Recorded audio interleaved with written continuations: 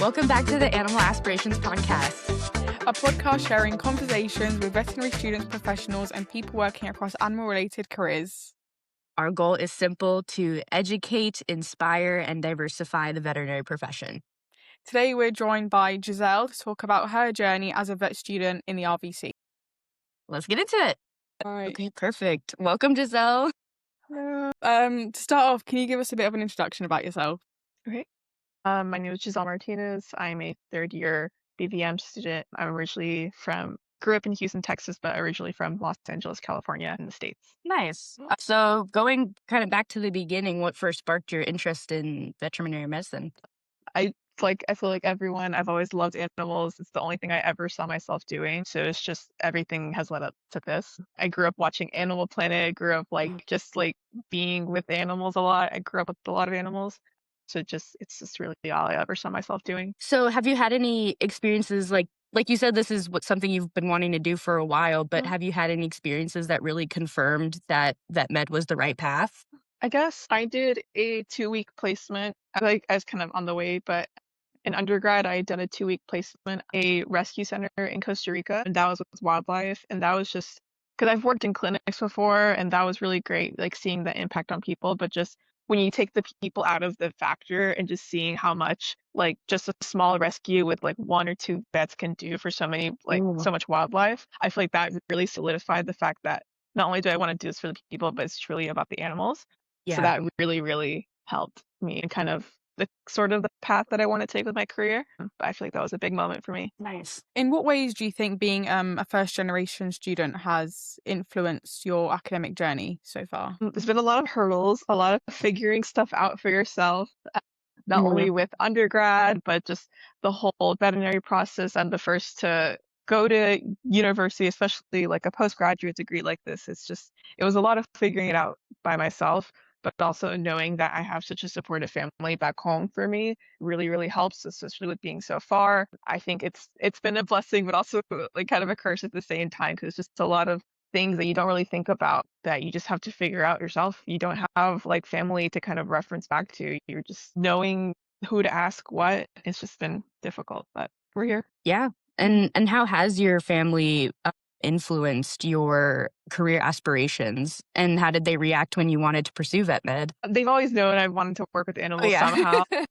So they're just glad I decided on something. But I think something that's influenced a lot is with being from a Hispanic and Latino background, not a lot of people kind of are very educated on veterinary care, or they kind of have that disconnect to care by not having a doctor who speaks their language or something. So that's something I really, with working in practice, even just as a technician, something that really resonated with me is that, sometimes I'd be the only person speaking Spanish on the floor. So I'd be the one making those connections to clients. So that's something I really, really want to hold onto as a doctor, being able to make those connections and hopefully be able to expand that care into different communities. Are there any particular resources or support systems that you use that were particularly helpful for you? Just in general, or I guess I was thinking specifically as a first generation student, were there any specific supports or resources that you were able to utilize?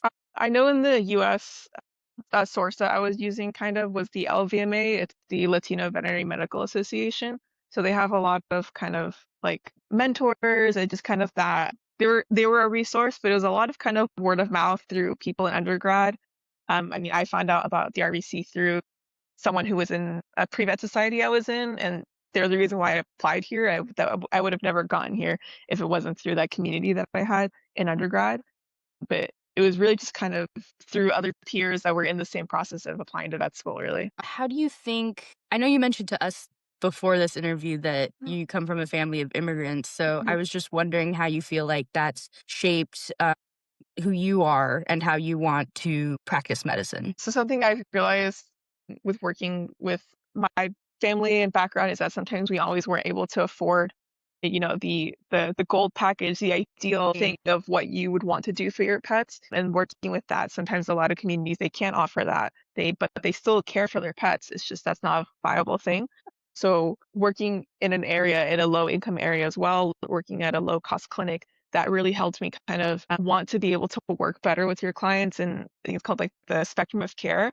where you can be able to work with what you have and still be able to provide that for your clients without, it not everyone has the money, not everyone has the ability to be able to afford the extensive care that some other people might be able to. So that's something that I've really taken with me from coming from a family of immigrants, because growing up, we always couldn't afford to do everything for like we loved our dogs, but sometimes it just wasn't a reality for us. And then just learning the different cultural relationships that one has with animals, it can really range depending on what culture you come from.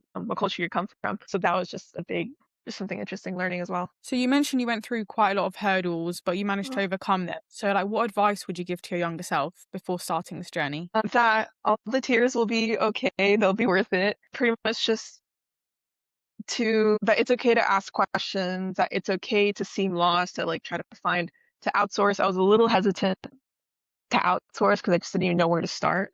And I found myself comparing myself to other peers. With being a pre-veterinary Mm. student, it felt very competitive at times with, how many hours do you have, who you're working with, what your role is in an undergraduate like position. So it was imposter syndrome before even getting to school. Yeah. So it was really hard. It was really disheartening sometimes, and just the whole process of the application cycle. But just that, it's gonna work out. If it didn't work out that first cycle, it's gonna work out at some point. But yeah, Yeah. I mean, with that imposter syndrome, how do you kind of fight back against that mindset? just the fact that I'm here is, a, I guess, a statement in itself, and the fact that you know not much people of my background can be in this or are in this profession, that like I am kind of in that future generation. So it's kind of almost like a pride thing. Like I have to Mm. I have to follow through. I have to do this. My family has sacrificed so much for me to be able to be here. I'm like, it's too late. I'm already here. Yeah. I've got to follow this thing through. And so just kind of spite and wanting to follow through. Yeah. So, just kind of like backtracking a bit, can you tell us about your like vet school application process from like start till now? Mhm. So I had completed my undergrad at Texas A&M University in a bachelor's of science in zoology. So that was just the main part. It r- filled up most of the prerequisites for applying to vet school, and I applied. I got in on my first cycle, surprisingly, and I'd only applied to 3 schools, and I applied mainly through the VinCast, which is the American like veterinary whatever, and as well because I applied to Texas A&M's vet school. They had a separate application, so it was just a lot of applications and a lot of essays. I spent my whole summer doing them essentially, and then I only got an interview for here. So I interviewed, that went good, and then I got in. It was a very, very stressful time. Um, yeah, I don't know anything else specifically. I guess, was there anything about the vet school application that was challenging or maybe even surprised you about the process? I think specifically RVC's application was very surprising to me. It was very different compared to the other applications from the schools that I applied to. They very try to see beyond like the typical student of like, why do you want to be a vet student? I remember their questions. I can't remember Yeah. off the top of my head, but they were quite different questions, which it caught me off guard. But it was also kind of hard to know like, okay, what do they want from this? What do they want me to say? But I thought that was kind of refreshing, as well as the interview process. Some of that Lego question, that Lego question Oh, yeah, really that got Lego to question me. was So that was really interesting. And then just in general with the applications, with the essays, just at its principle, they all kind of ask the same thing. So just kind of trying to adjust for that as well, but also making it sound good, but not repetitive. And so there was just, Mhm. I feel like a lot of, as many other people probably did, a big bulk of my stress was coming from the essays. So that was just a big thing. What's been the most rewarding part of your veterinary education so far? I guess honestly, third year, because I think because we're already getting into the clinical, the diseases and stuff, that's been really great.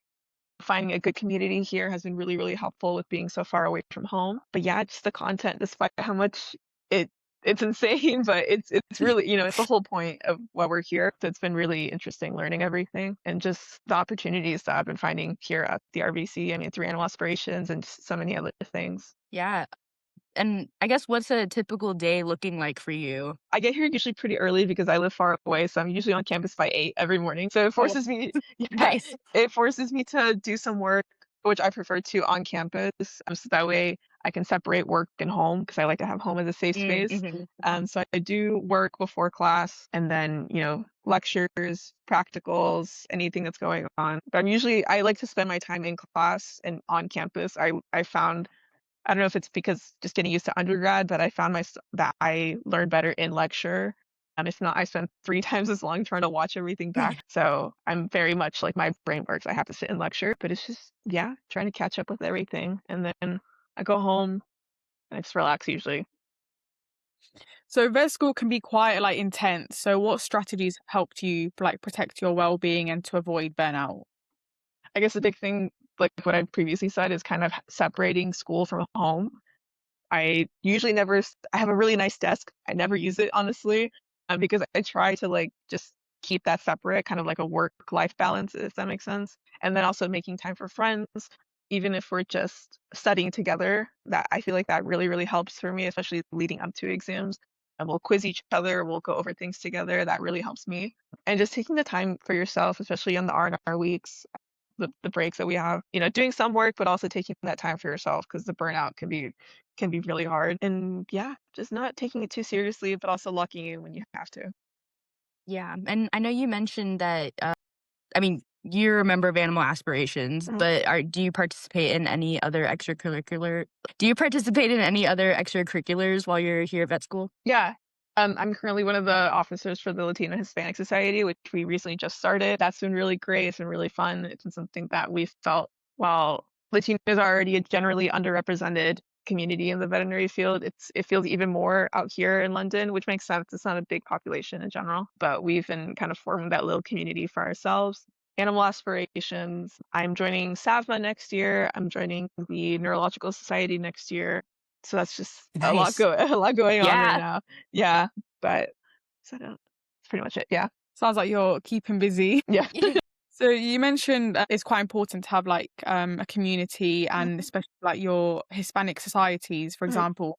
So why do you think diverse representation in veterinary medicine is matters to you and why is it so important? I think the fact of seeing, if you go anywhere and you see someone who looks like you, it gives that comfort, it gives that level of understanding. And growing up when we went to the vets, like I never saw a vet who looked like me.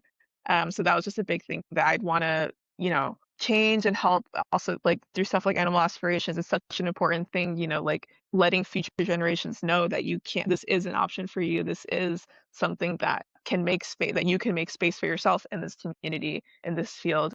I think it's just really important to be seen and just know that you can pave your way through it. How do you feel like maintaining those communities here has influenced your school experience? It's made it a lot better. I struggled a bit the first year, kind of second year, but I feel like this year it's helped me tremendously. It's because at first my life was essentially just kind of school and class at that point, but it's just kind of been able to expand beyond that, which has really, really helped my well-being and like mental health. So I've just found that to be super helpful, especially helps with the homesickness. It feels like I'm back home sometimes, so it's been really great. So just like transitioning onto like social media, I believe you've got an Instagram page. So what's motivated you to start documenting your veterinary journey online? I think just seeing kind of what the realities of vet school is like. I mean, there's so many accounts now, but I would have appreciated something like that as a pre-vet student. And just kind of seeing like, that school isn't your whole life when you're in vet school, or kind of like what the day looks like or what you can do aside from school. And just also with that representation as well, like seeing, a student who would look like me or like is into the same things as me as well, just kind of how that would look like going into the field and everything. And just because it's fun too, you can make a lot of it's a really great networking thing as well. Like I've met a lot of other vet students throughout the world, some here in the UK, some wherever. Companies reach out sometimes, so it's like That's cool. freebies are nice too Yeah. sometimes, but it's just something fun to do. I like to document my whole life, so I was like, I might as well make a separate thing to just go into it. Were you ever nervous about posting content? Yeah, I think it's embarrassing sometimes, but I kind of have to look past I had to get past it. Uh, like if I'm like, okay, I want to record something, and I'm like, oh, this is really cringy, but I want to do it. but it's just for funsies. Yeah. And then also like the comparison as well, like, oh, like I don't have as much followers, I don't have like whatever, but it doesn't matter. It's just for Yeah. fun. Like, it's just it's very educating as well. Like there's so many other like professionals, like big figures in the field that have platforms, and it's like, you can engage with them. You can like it's really, really cool. I found so many placements through social media. Like I have like for future potential placements, I found so many through there. So it's actually a really great resource. Even if you Yeah. don't make your own content, the act of just engaging with content like that, it's like it's a gold mine, honestly. But yeah, just getting past like the mental cringe of it, and then Right. just like, okay, it's fine, it's whatever. I What think your kind of content's so cool. Oh, thank you, thank you. what kind of content have you enjoyed creating the most? I like making the little vlogs. I think they're kind of fun. They're funny, and then just kind of like what like current things that I'm doing. I always like to post. It's a little hard to post certain things because of the school's rules of what can be posted online. So I always try to keep that in mind. But just kind of like fun practicals that we do, just kind of like silly things. And then I also I'm trying to do more of my life outside of school. But it's just school is just a big thing right now. But yeah, just kind of the day in the life stuff. Nice. How do you think that your presence online has evolved since when you first started? I- I've kind of found my voice, I guess, a little more through it. Like at first, it was just like, "Come study with me," and because that was all I was doing essentially in first year. But now it's like I feel a little more comfortable. I kind of have an idea after making my own stuff as well as like seeing what other creators are doing. So I think I've gotten a little more comfortable into the groove. I had one video that went really viral, so I'm really trying to piggyback off of that. But yeah, Do you think social media can help diversify the profession? I think it can. I love seeing like other communities represented on like social media and stuff. So it's really refreshing seeing that, we're out there, and then going into these like really awesome positions, like getting into internships and residencies and like being like professors at like universities. So it's really interesting seeing that because you can only see stuff at your university, but this opens the whole world to like all other, countries and academic institutions and stuff. So I think it's a really, really big and upcoming thing to help with diversity in the field. Do you have like aspiring vets also like reach out to you on social media? And what have those conversations been like? I've had some, yeah. I spoke for my previous, I was an officer for Veterinarians Without Borders at A&M. And so I spoke there kind of about my process of getting into RVC. And so I've had a few people from A&M reach out to me, kind of asking about my experience at RVC, kind of what my past experience was, like what internships I've done, and then just reaching out like, oh, I like your content and stuff. So that's been really fun, kind of engaging with people like that. Through documenting your journey, like, have you learned anything particularly about yourself? I've learned that I can treat it almost as a creative outlet.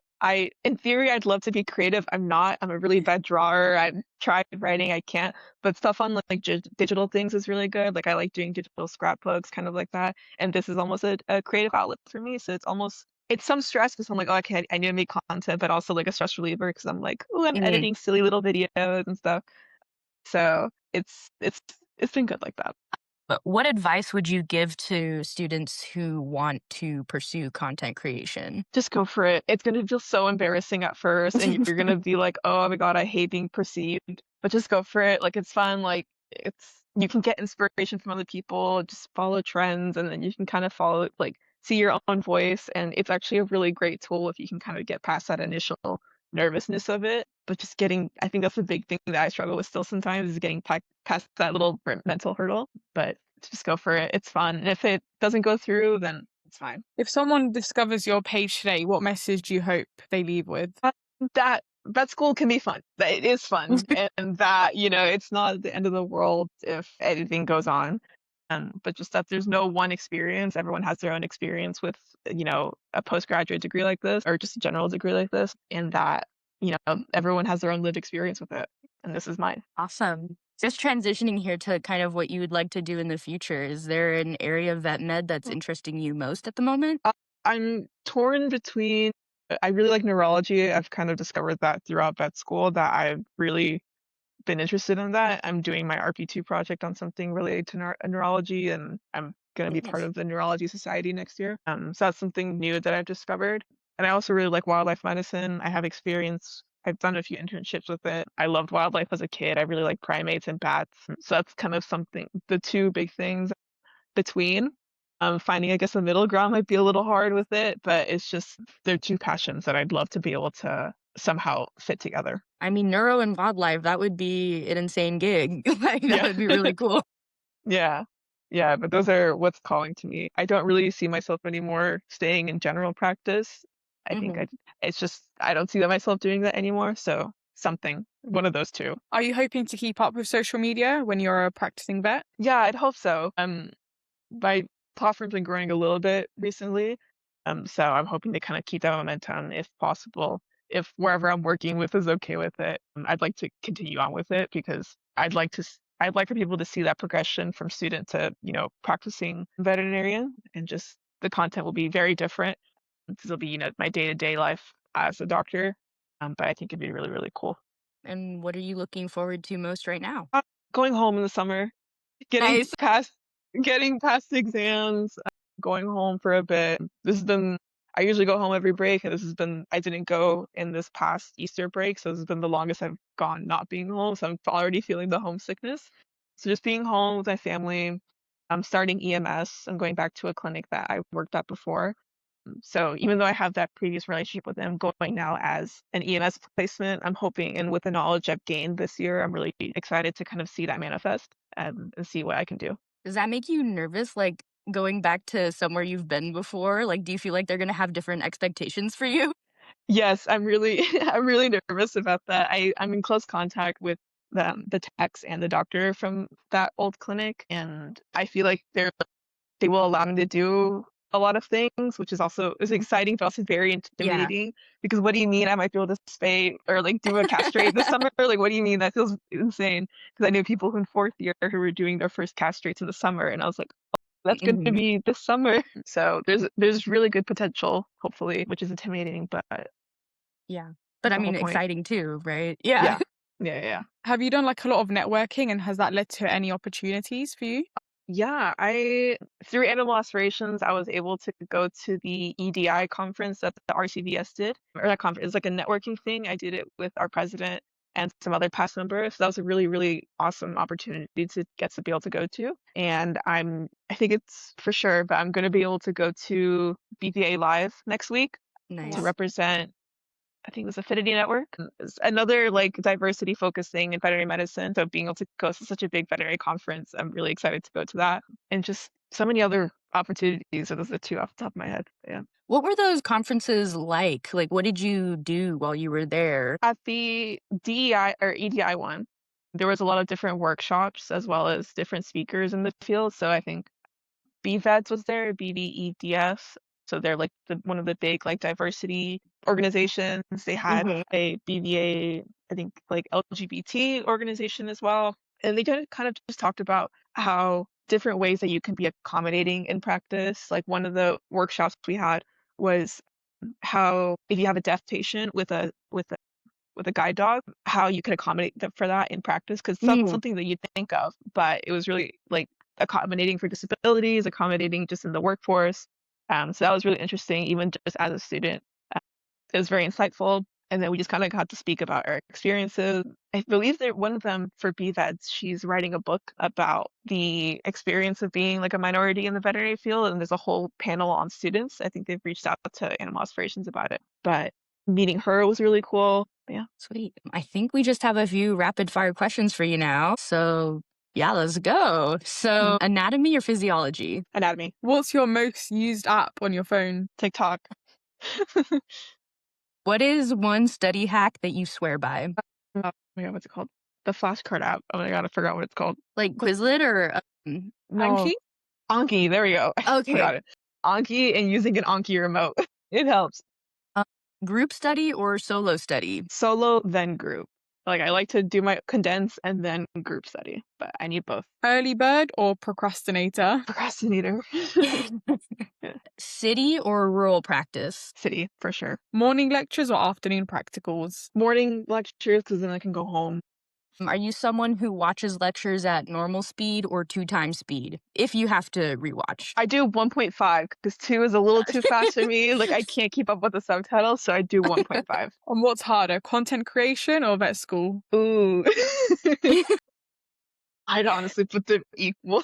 I guess Okay. vet school, but content creating is a little hard. Can you describe your vet school experience in 3 words? Community. Let's see. It's a good question. I'm trying to think of like good representative things. I'm blanking. I'm blanking on it. I have two. Community stress and animals. I don't know. I can't really think of it. It's not Awesome. great, but yeah, community stress and animals.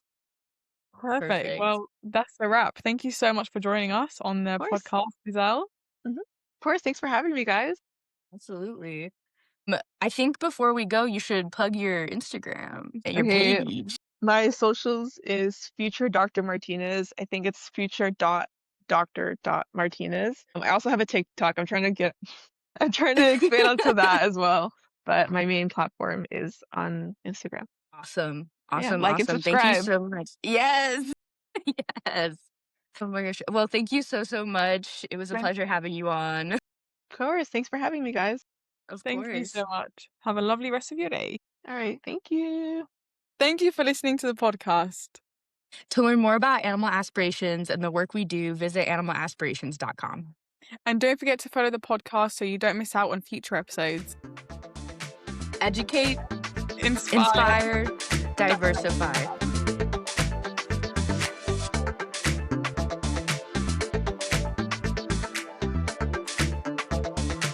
We did. That one was pretty good. That one, like compared to our other ones, has Yeah. actually been pretty good.